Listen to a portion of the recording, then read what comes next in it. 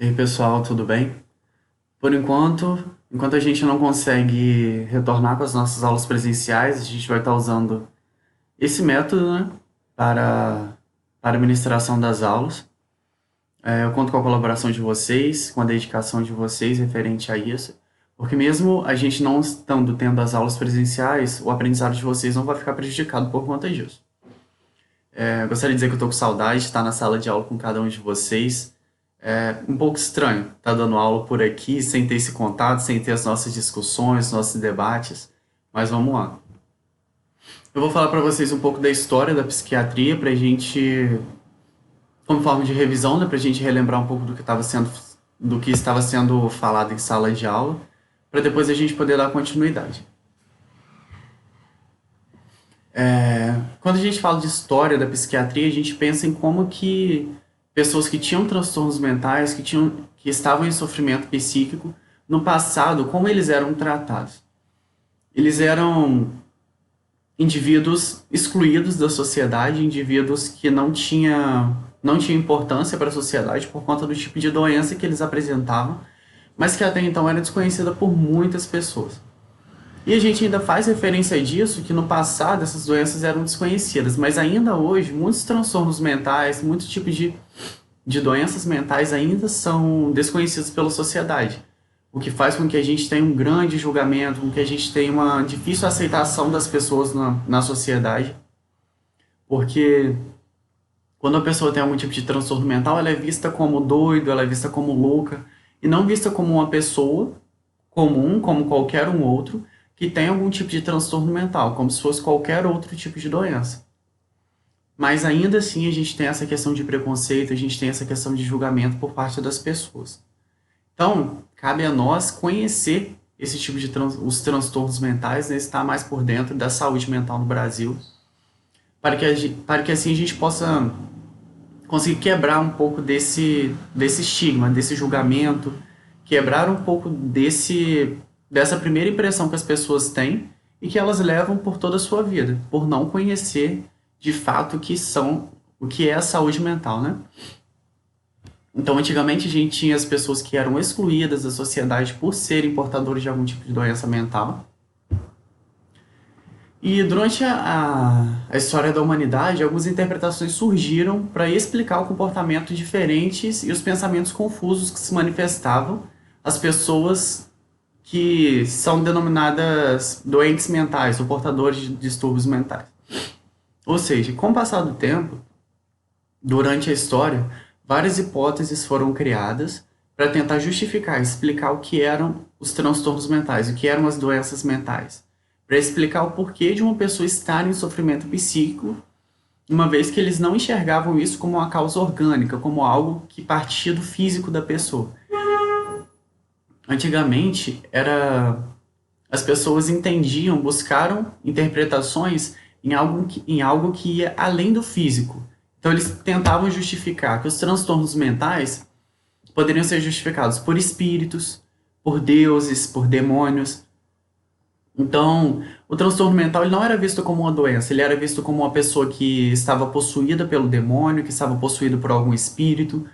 Eles eram vistos como um castigo de Deus para com essas pessoas por conta de alguma coisa que a pessoa fez ou por causa de alguma coisa que aconteceu na família dessa pessoa. Então, eles viam o transtorno mental como alguma forma de castigo divino ou como alguma forma de possessão maligna. Então, essa era a principal justificativa para explicar o que eram os transtornos mentais e o porquê dessas pessoas estarem passando por tudo que passam. Aí, com o passar do tempo, e com essa forma de julgamento que eles tinham, se eu tenho algo que não é orgânico, que não é físico, se eu tenho algum tipo de problema que é espiritual, as formas de tratamento para esses transtornos, para esse sofrimento psíquico, vinha também da parte espiritual. Então, o tratamento era voltado para tratamentos religiosos, exorcismos, tratamento com magia. Então, essa era a forma com que eles acreditavam que essas pessoas poderiam ser tratadas naquela época para ser livres desses transtornos, desses problemas e para que assim eles pudessem encontrar a cura.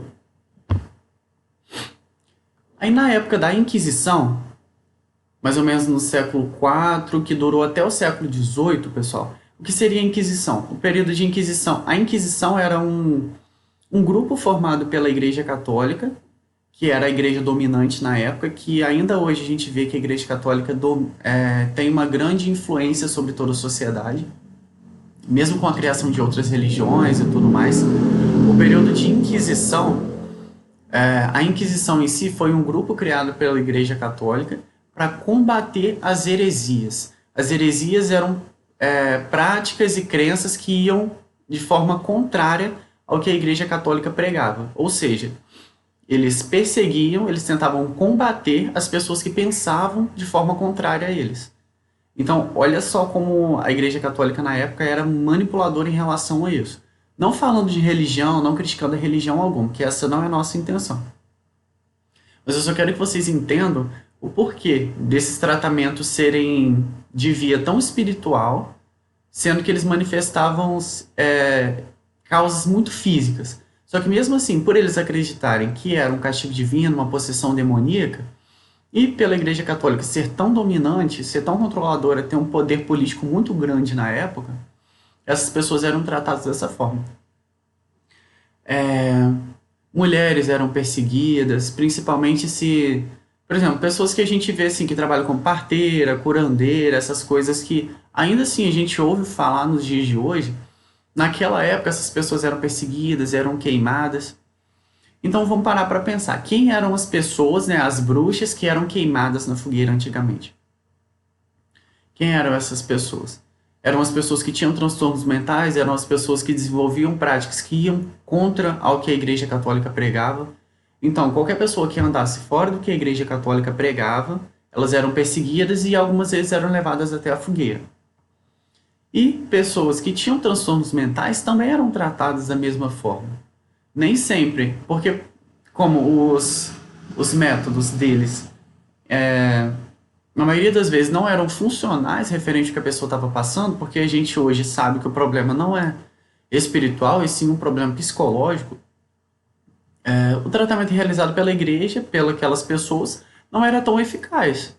Ou seja, olha como essas pessoas vêm sendo perseguidas, olha como as pessoas que têm transtornos mentais são perseguidas desde muito tempo, e mesmo passando tudo que já passou, mesmo acontecendo tudo isso, e chegando até os dias atuais, onde a gente tem um grande avanço tecnológico, onde a gente conhece muito mais sobre os transtornos, onde a gente consegue ter acesso a muitas informações referentes a transtornos mentais, a gente ainda assim continua julgando, continua criticando e excluindo pessoas que são portadoras de transtornos mentais.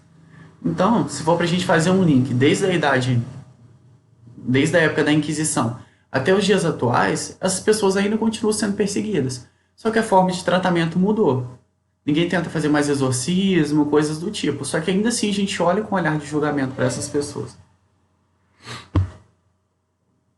Então, com o passar do tempo, Philippe Pinel, que foi o pai da psiquiatria, ele começou a enxergar que os transtornos mentais eles não eram de causa espiritual. Ele começou a enxergar isso como se partisse de algo orgânico, como algo que partisse do físico da pessoa.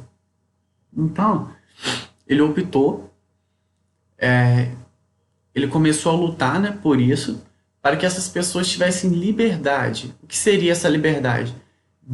Desacorrentar essas pessoas, tirar essas pessoas da forma com que elas eram tratadas e excluídas da sociedade e dar uma certa liberdade a elas. E como era essa forma de liberdade, segundo ele? A transferência dessas pessoas para manicômios. Isso, pessoal, se a gente for parar para pensar, hoje em dia, a retirada de pessoas de correntes e de ambientes isolados, como elas ficavam antes, e a levada delas para manicômios, era sim uma liberdade? Hoje a gente entende que isso não era uma liberdade. Mas, segundo Pinel, a ideia dele de transferência dessas pessoas para o manicômio é que essas pessoas pudessem ser reeducadas com respeito às normas e o desencorajamento a práticas inconvenientes, que seriam as práticas de acorrentamento, de exclusão. Então, na visão dele, se os manicômios funcionassem exatamente como ele imaginava que funcionasse, talvez sim, essas pessoas teriam uma certa liberdade. Só que a gente sabe que, com toda essa história dos manicômios, a gente sabe que não funcionava exatamente assim. Até a metade do século XIX, os doentes mentais no Brasil não eram assistidos por psiquiatras ou pessoas que entendiam sobre o assunto. Ou seja, a gente está no século XXI e até o século XIX, os doentes mentais eles não eram assistidos por psiquiatras nem por pessoas que entendiam sobre os transtornos mentais. Então a gente para pensar. Tem bastante tempo? Tem. Só que o século XIX não é algo que está tão distante da gente como no século IV, onde começou o período de Inquisição. Mas aí a gente percebe que quando a gente faz uma ligação do século IV com o século XIX, a gente percebe, olha o tempo que essas pessoas estão sendo perseguidas e a forma com que elas estão sendo tratadas ao longo de toda a história. E mesmo assim, hoje, a gente ainda vê formas de tratamento inadequadas para pessoas que sofrem com transtornos mentais. Segundo Pinel, a ideia dele era desacorrentar essas pessoas, pegar essas pessoas excluídas e tratar delas. Só que olha como a forma com que elas eram tratadas. Ficando encarceradas em, em manicômios, com um grande número de pessoas, sem condições de higiene, com más condições de saúde, em camisas de força. Ou seja, a ideia dele era boa, só com que a forma com que eram tratadas as pessoas dentro de um manicômio iam de forma completamente contrária ao que Pinel defendia. Então, com o passar do tempo, igual eu estava falando com vocês anteriormente, com o passar do tempo, a causa dos distúrbios psicológicos elas deixaram de ser espirituais, como eram vistas, né, por grande parte das pessoas, sob a influência da Igreja Católica, e o indivíduo começaram a ter convergências de ideias, onde o indivíduo era levado a uma causa orgânica, onde era buscada uma causa orgânica para esse indivíduo. O que é uma causa orgânica? Uma causa que parte, uma origem, algo que parte do corpo mesmo desse indivíduo, do ser físico, e não do ser espiritual, como era pensado antigamente. E o indivíduo e o ambiente. Também começou a ser feita uma referência entre o indivíduo e o ambiente onde ele vivia. Mas como assim entre o ambiente onde ele vive? Muitas vezes começou a ser observado que muitas vezes a causa de um transtorno psicológico de um desses pacientes, de um desses indivíduos, poderia ser sim física, mas também ter relação com o ambiente onde eles viviam. Então, começou-se a acreditar que o ambiente também exercia grande influência sobre as pessoas para que elas pudessem desenvolver algum tipo de transtorno mental. E essa foi uma das ideias, uma das formas, né, de pensamento que começaram a fazer revolucionar toda a forma com que eram tratadas essas pessoas na antiguidade. O tratamento de Pinel, então, foi derrubado por conta de tudo que... Porque a ideia que ele tinha era divergente do que realmente acontecia nos manicômios, porque os manicômios eles aplicavam ideias corretivas e a imposição de ordem e a disciplina institucional. Ou seja, a forma com que eles tratavam esses pacientes era com a finalidade de realmente corrigir o problema, impondo disciplina institucional. Da forma com que a instituição disciplinava, eles tinham que seguir. E isso a gente sabe que é completamente de forma contrária, né, à ideia de Pinel. Ou seja, esses pacientes eram torturados, eram submetidos a tratamentos de eletrochoque, insulinoterapia, onde era administrado insulina nessas pessoas até eles entrarem em coma. Ou seja, isso era uma forma de tratamento naquela época, que era uma forma de tratamento completamente desumanizada, ou seja, eles continuaram acorrentados. Só que agora eles não estavam sendo excluídos nem jogados pela sociedade em qualquer lugar, eles estavam sendo direcionados a esses manicômios, só que de certa forma, a ideia de desacorrentar esses pacientes e disciplinar e ter um tratamento diferente para esses pacientes, como o Pinel defendia, caiu por terra, porque eles saíram da sociedade e foram direcionados a manicômios, onde eles continuaram sendo tratados da mesma forma ou até de forma pior, porque eles ficavam encarcerados, eles ficavam dias sem se alimentar, eles não tinham condições de higiene, eram feitas técnicas e tratamentos empíricos nesses pacientes, tratamentos que não tinham uma fundamentação científica, mas que mesmo assim eram realizadas. Então, com o passar do tempo, foi visto que os manicômios, que a retirada, né, desses pacientes da sociedade e o direcionamento deles para os manicômios foi só uma transferência do problema de um lugar para o outro. Mas o tratamento em si não estava sendo realizado, não estava surtindo efeito para esses pacientes. A partir disso, com o passar do tempo, né, visto que os manicômios, a forma com que esses pacientes eram tratados em manicômios eram desumanas e que isso não surtia efeito para esses pacientes, começou uma luta pelos direitos humanos, que foi quando foi quando começou com o início da luta antimanicomial, que foi uma ideia que partiu de um médico italiano, Franco Basaglia, onde ele viu que deveria sim ser revolucionada essa forma de tratamento. Ele começou a olhar os manicômios também como uma forma de encarceramento, como uma forma de prisão e desumanidade.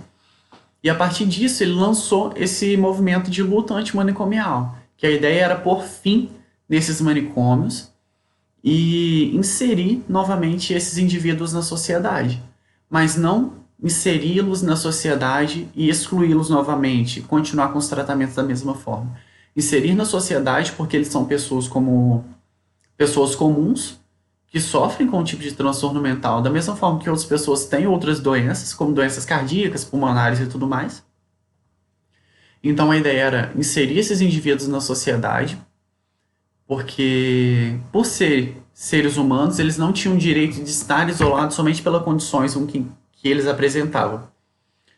E iniciar o tratamento dessas pessoas em conjunto com a sua família, em conjunto com a sociedade onde eles vivem. Porque a gente sabe que muitas pessoas da época, muitas famílias que direcionavam esses pacientes a manicômios, a ideia não era realmente realizar esse tratamento.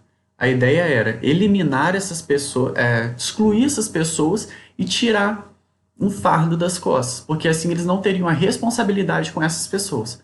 Então, muitas vezes, essas pessoas eram inseridas em manicômios e a família desaparecia. Então, a ideia de Franco Basaglia era realmente inserir essas pessoas na sociedade para que a família tivesse certa responsabilidade sobre eles e para que fosse feito todo um tratamento em conjunto, tratando tanto físico, psicológico, inserindo essa pessoa na sociedade e tendo a participação da família, para que assim ele se sinta mais acolhido, para que assim ele seja tratado realmente como um ser humano.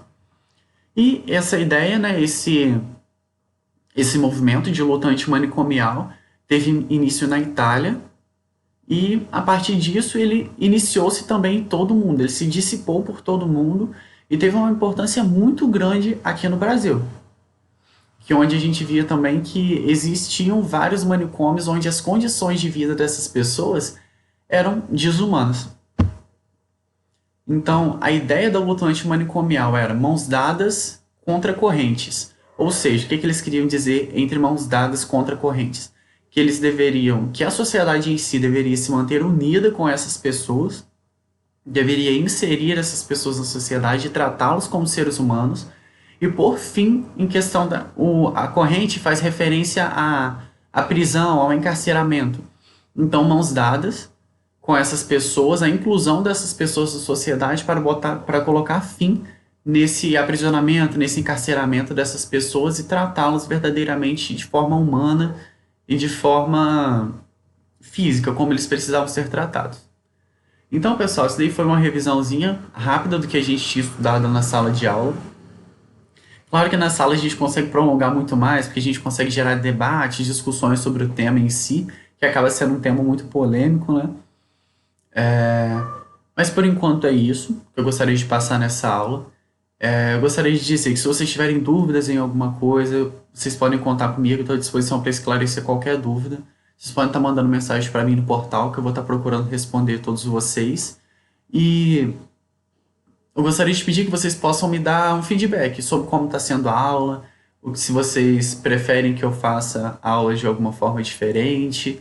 Então, a opinião de vocês é muito importante para mim, para a gente buscando melhorar esse processo de aprendizado. Bom, pessoal, gostaria de agradecer a presença de cada um de vocês. Muito obrigado, fiquem com Deus e até a próxima aula.